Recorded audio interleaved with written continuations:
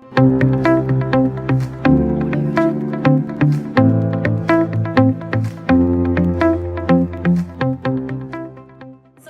we will be, I will just share with us the outline. We look at the introduction, the definition and types of evil. Then we'll go to the problem of evil itself. We look at the different worldviews responding to the problem of evil. Then we will look at several questions that are raised when it comes to the problem of evil. Then we will conclude. It is a bit harder, but I pray that God will help us. Okay? Ukisikia nimekupoteza pahali, just raise up your hand. I will come for you wherever you are. Okay? Yes, because it's a theological issue, but I pray that God will help us. So, many people ask different questions when it comes to the problem of evil. Maybe whatever I'm going to share, or the whole issue of problem of evil, maybe it has not come to your mind. Maybe you haven't thought about this, but it's something that is there. And it's good for us to be equipped, because the Bible says in 1 Peter chapter 3, verse 15, that we should be ready.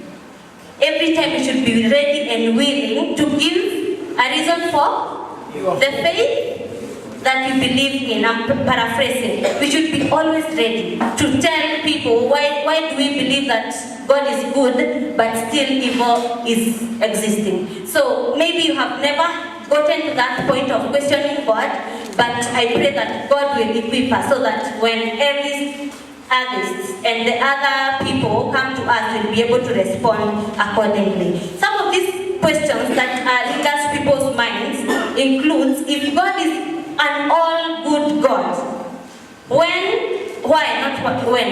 does He allow evil to persist in the world? If He's a very good God, why does He allow people to kill each other? Was evil created by God? If He created it, why did He create it?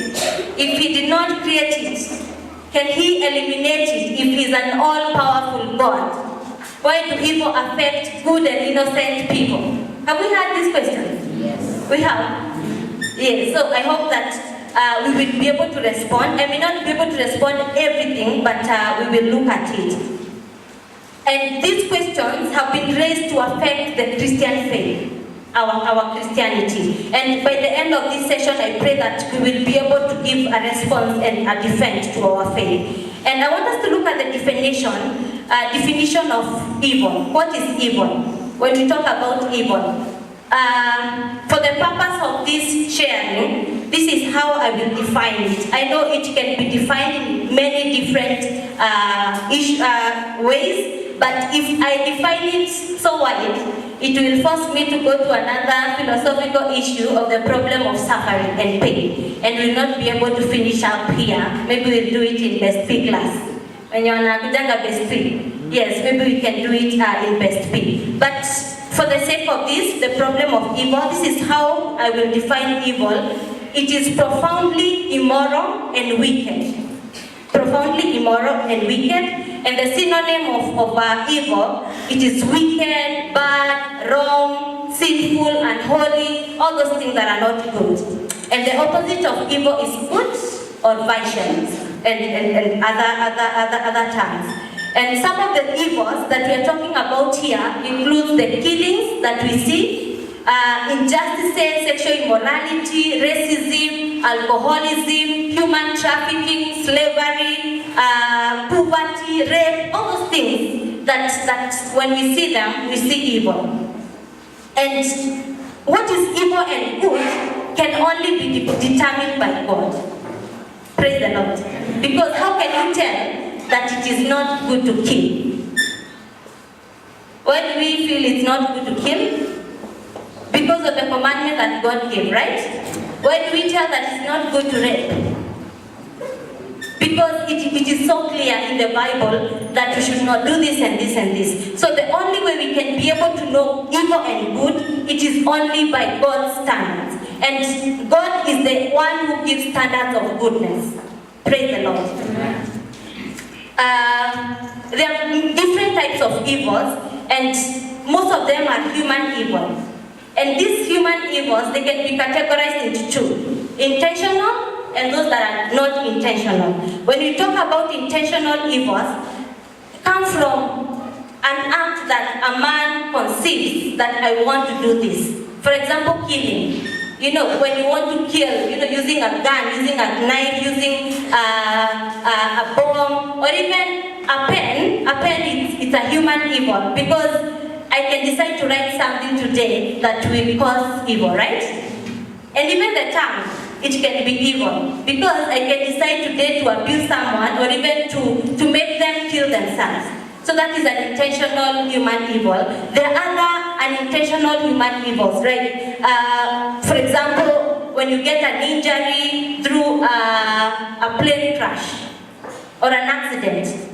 Yes, it will cause death, it will cause killings, but you had not intended to do it, okay? But it can be attributed to human negligence. Maybe you you are over speeding, and that caused the accident or something. So it can be attributed to negligence, but it's not pure. There are some that are just unintentional, it's not because of your negligence. So let's go to the problem of evil itself. This is what we term the problem of evil. The presence of evil in the face of a good God has been called the problem of evil. Praise the Lord. Tumeshika. That the presence of evil in the face of a good God, it is what we call the problem of evil. And it is simply put that if God exists, there should not be such evil, since God would have the power and the desire to stop it. Are we together? That God could have the power and the desire to stop it, but He doesn't stop it. So the atheists and other people poses the question: if you truly say that there is God, why does He not stop evil? Is it that He's not powerful? Is it that He's not willing? Is it that he didn't know that it will happen? Yeah, that causes the problem. And there are several worldviews that addresses or responds to this problem of evil. I will just highlight them very briefly because of time, but I hope that we'll go and study more. There are around more than 7, but I will just mention, but I will major more on atheism, the atheists and those who believe that there is no God. So number 1 is the atheism. They affirm the reality of evil, but denies the existence of God. Yes. They affirm that evil is there, and actually that is what Akina Harrison, is called Harrison who?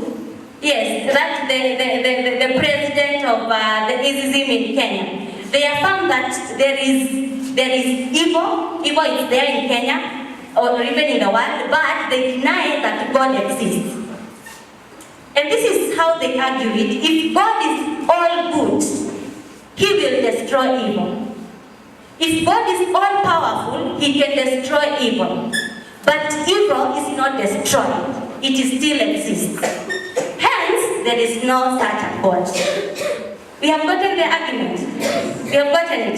That if God is all good, He will destroy evil, because evil is not good. Evil is an opposite of good. And if God is all powerful, He should destroy evil. But evil exists, so it means that there is no such a God. But this is how theism are the religions that believe there is God. They can be Christians, Muslims, but this is how they acknowledge and they respond. That there is no way God can destroy evil without destroying the greater good of free will. And I will talk about this as I continue, that there is no way God can destroy evil without destroying free will that He has given to man. So number 2, we have said number 1 is? Number 1 is? Yes, atheism. Number 2, we call them pantheism. Pantheism, they affirm God and denies the existence of evil. For them, they believe that there is God, but there is no evil. And any kind of evil that we see, they claim that it is illusion. Like, it is an imagination of the mind. Yes, that's how they argue. And this was propelled by one guy called Rabbi Harold Kushner. And he wrote a book. I don't know if you have read this book or heard it. Why bad things happen to good people. Have we heard about it? And what he says that there is no way bad things can happen to good people if God is there. And he started this after his son tragically died of a rare and cruel disease. And Kushner concluded that God was unable to interfere with the laws of nature and free will of humans. And that's why his son died. And there is a response to us that you can go and read after this.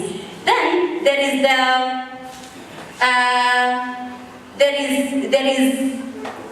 there is another one called dualism. Dualism, they argue that God is the creator of everything that exists. Evil is something that exists. Therefore, God is the author of evil. That is how they argue that God is the creator of everything, and evil is something that exists. Therefore, God is the author of evil. And there is a response to us that, which I will not go into details.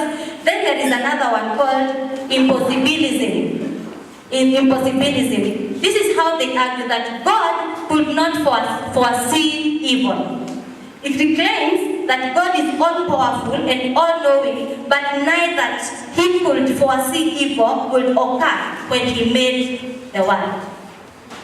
Are we together? The whole issue of impossibilism, that God could not foresee evil, that he's powerful, he's all-knowing, but he could not be able to foresee that evil will come when he was creating the earth. Then there is this other, I think I will just tackle this, then we'll continue. It is called necessitarianism. Necessitarianism. And this is what it says, that it was impossible for God to avoid creating an evil world. Like, this was the best he could have done. It was impossible for him to create a world that was not evil. And they hold that God was not free not to create the world that was full of evil. And there is an argument behind that, and there is a way that people have responded to that, but I will not go to that. And I want us to go to the next thing. I want us to start responding to these issues. And the issue number one that I want us to respond, it is, did God create evil? Did God create evil? I'm tempted to ask, to take a national time for those who believe he created evil, for those who did not, who think that he did not create evil. But let's not go to that. Or you want us to do a survey? No. Okay. Let's go together. And the answer to this, for us to be able to respond, if God created evil, we need to go back to the creation. We need to go back to the creation. And I want us to go to Genesis chapter 1 and 2. We will not read as much. Genesis chapter 1. Genesis chapter 1, it is about the creation, right? It is about the creation. Then chapter 2, also it's about the creation. And this is where God creates man, Adam and Eve. And chapter 3, we see the fall of man. But in chapter 1 and 2, we see that the world was a paradise. Do you agree? Yes. The world was a paradise until chapter 3 comes. So when we talk about the creation, for us we have the Bible, which affirms the creation, and it affirms that God created the universe according to his matchless wisdom, and we can see this from Proverbs chapter 8. According to his will, and we can read from Ephesians chapter 1 verse 11, and he pronounced everything as good. And we can read from Genesis chapter 1. He said, after creating everything, he said that everything was good. God then created human beings in his image and likeness, declaring that they were good. And that is Genesis chapter 1, verse 26 and 31. He gave them dominion over the creation, urging them to cultivate it and develop it. This means that the universe and the humans are objectively valuable to God. Do we agree? That the creation and the humans are objectively valuable to God. Then the universe has a structure and a purpose. God gave humans a moral responsibility and instructed them how to live. Then we see in chapter 3 where the fall of man comes. But before that, the first time we are seeing the word evil, it is in Genesis chapter 2 verse 9. And I want us to read that, and the Lord God made all kinds of trees grow out of the ground, trees that were pleasing to the eye and good for food. In the middle of the garden were the tree of life and the tree of knowledge of good and evil. That is the first time we are seeing the word evil mentioned. And it's very interesting that God created, everything, all kinds of trees out of the ground. Trees that were pleasing to the eye, good to the food, and in the middle of that garden, there was one tree, which is the tree of life and the tree of knowledge of good and evil. We see that in chapter 3. We see the fall of man. So it is so clear that when man came, and when he fell, that is when evil came. Are we together? That evil was not built from the creation. It was, God created everything and he turned it good. But now he comes and gives these people the free will, the freedom to choose either to eat a good fruit or not. Fruits from the other trees or the fruits from the tree from the middle of the garden. But we see that our first parents rebelled against God's law, and thus fell into sin. And this was on account of, number one, it was not on account of God misleading them. Do we agree that God did not mislead them? God did not mislead them. It was the serpent who did it. Then, God did not coerce them. They actually deliberated, wakaongea, wakadiscuss, then they decided that we will act against God's instruction. Because if it was God who coerced them, we could have said that the only possible way out, in discussing and arguing that God coerced them, it is by if God did not tell them that do not eat. But God did it. He told them do not, aliwaambia kila kitu, but ile usikule. But for them, they deliberated, argued, and decided to eat it. So the answer to the question if God created evil is that God is not the author of evil. He did not directly cause or create evil in the same way he created the universe. Okay? He did not create evil, because if he did it, it means that we could not blame him for we could have blamed him for everything that is happening. But he created the universe, the creation, the human, everything, and turned it good. And then he gave man the freedom to choose how to do it. Then the question that I want us to look at is the question number 2. Why then does God not stop evil? If he did not create it and it's there and is an all-powerful God, why then does he not stop evil? And God is an all-knowing God. He knows everything. And the atheists argue that God exists and evil exists, yet they are opposites. That is how they argue, those people who say that there is no God. That God exists, evil exists, but they cannot coexist. Like one must be out of the existence. So that's how they conclude that there is no God. And this is how we say that God may have had a good reason for allowing evil, which is known only to him, because he's an all-knowing God. And unless the atheists are omniscient, like they know everything, they are not in a position to say that God did not have a good reason to create evil. Unless they know everything. And if we can try to understand God, he will not be God again. He will cease to be God. Then, if God is all-powerful, the question is, why can't he stop evil? And this is where I want us to get it right, that God gave man free will. Free will, it is the ability to make choices. That I can choose to eat this fruit, or I can choose to eat this one. God gave man the ability to choose. And there are some who say that we don't have free will, that our actions are determined by our genes, heredity, and our environment. But that is not true. Because I believe how you do your things, it is different from how your father does things, right? Or your mother.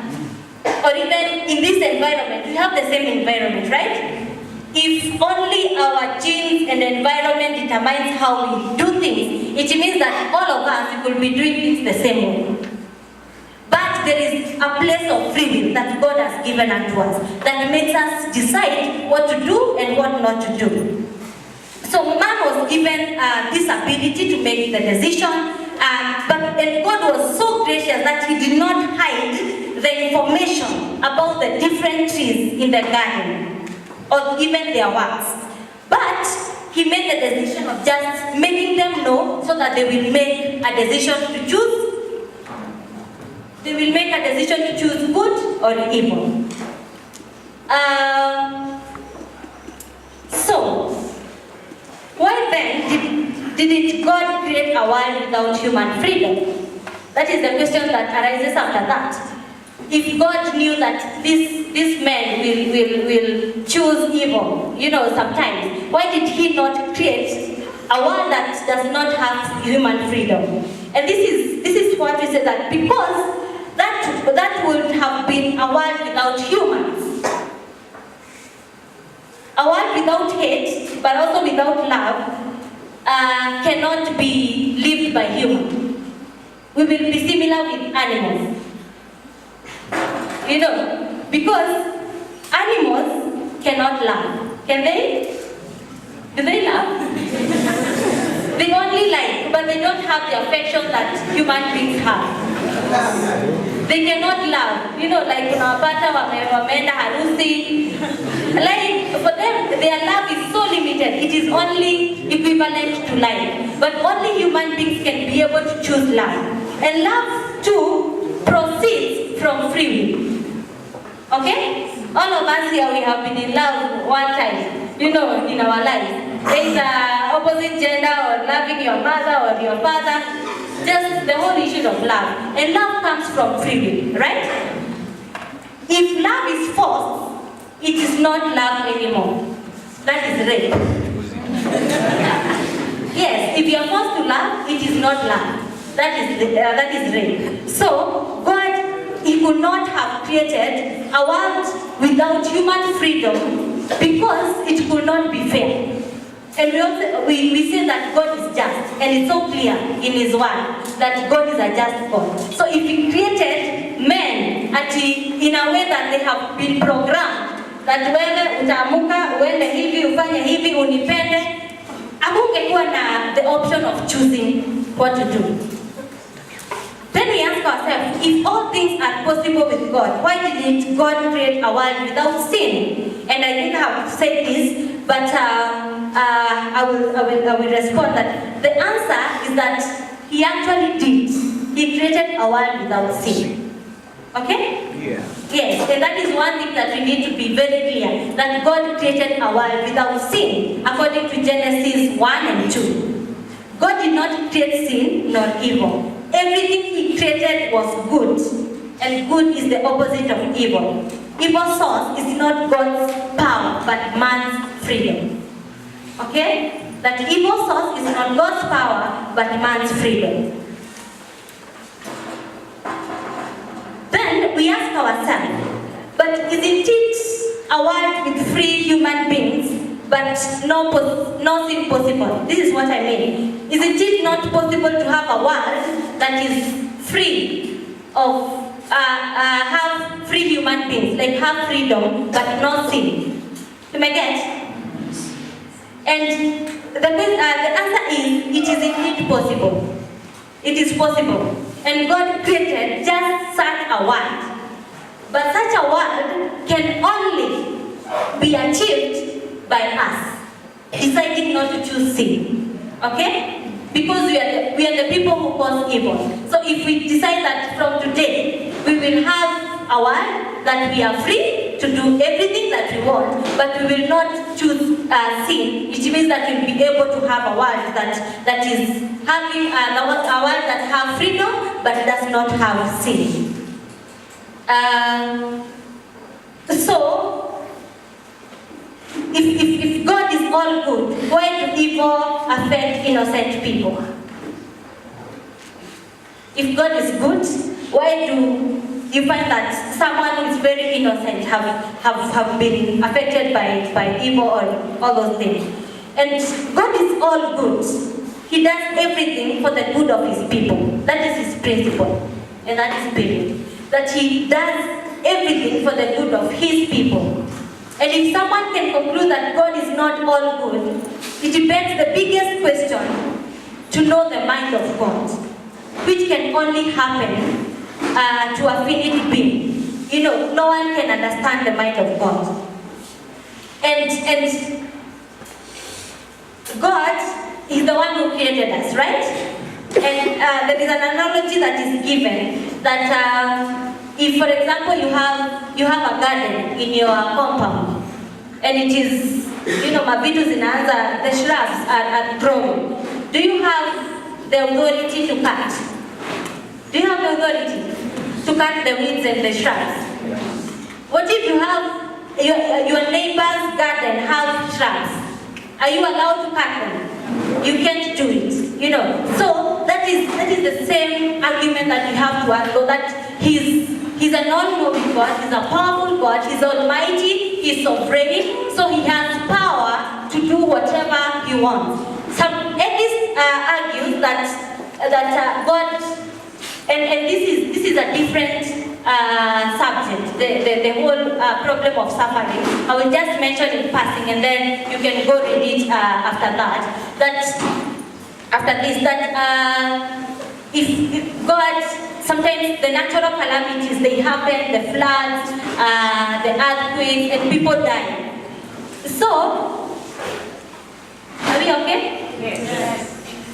And people actually die. So, some atheists argue that God is excused from what He does, which sometimes they call it murder, and people on earth, they do that and they are taken to jail. So why is God excused from doing such kind of things, and yet other people, when they do it, they are taken to jail? That is a whole debate about suffering and pain. But the response is, and this is just a nutshell, that God is sovereign. He's the one who created you and me, right? He gave us breath. If we agree that He's the one who created everything, He's the author of life, and He has the power to take it away. So we know that from the scriptures, and if the Bible is our authority, we know that evil will be destroyed one time. And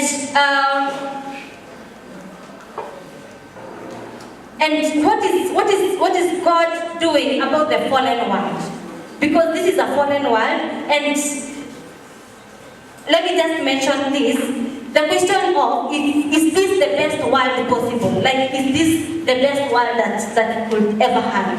And this is what we respond, that the present world is not the best world possible, but it is the best way to achieve the best world.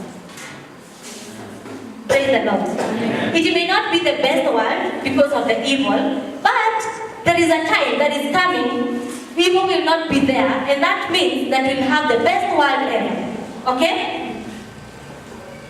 And what God has been doing in this fallen world, it is the whole issue of redeeming people back to himself. And we can see this from Genesis chapter 3. When men fell, actually what God did, he decided to give them clothes. Right? Wamefanya hizo vitu zote, but he actually came up with clothes and actually gave them. So it means that God is in the process always to redeem man back to himself. That's why he brought the prophets and even bringing Jesus Christ so that we will choose good and not evil. So this is a fallen world, but God is there, every now and then to bring us back to himself, because it is a broken world. But God is there to always redeem us. And in conclusion, this is what I would like us to get, that all that God created was good. And evil started with the fall of man. It is us, it is the fall of man that brought the whole issue of evil. And sin, it is the root of all evils. Praise the Lord. It is the root of all evils. And it is upon us, it is upon me and you to eradicate evil by choosing good. Choosing to do good, because God has given us the option. He has given us the option either to love him or to hate him. So if we choose to love him, we will avoid evil. And God freely created the world, not because he had to, but because he wanted to do so. He was not coerced that lazima create dunia. No, he wanted to create it, and that's why he created it. He created us with freedom to choose good and evil. God created creatures like him who could freely love him, but such creatures could also hate him. God desires all men to love him, but will not force any against their will to love him. Forced love is not love. God will persuade as many as possible to love him. According to 2 Peter chapter 3 verse 9. God will grant those who will not love him their free choice, because he's a just God.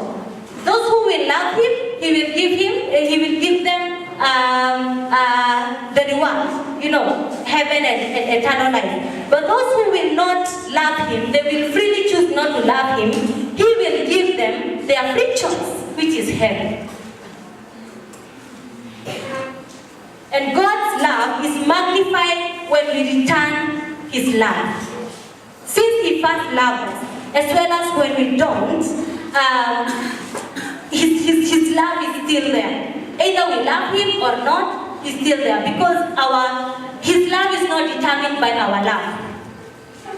His love, that is all. And he will continue loving us. Even if we don't love him back, he will continue to love us because he is love.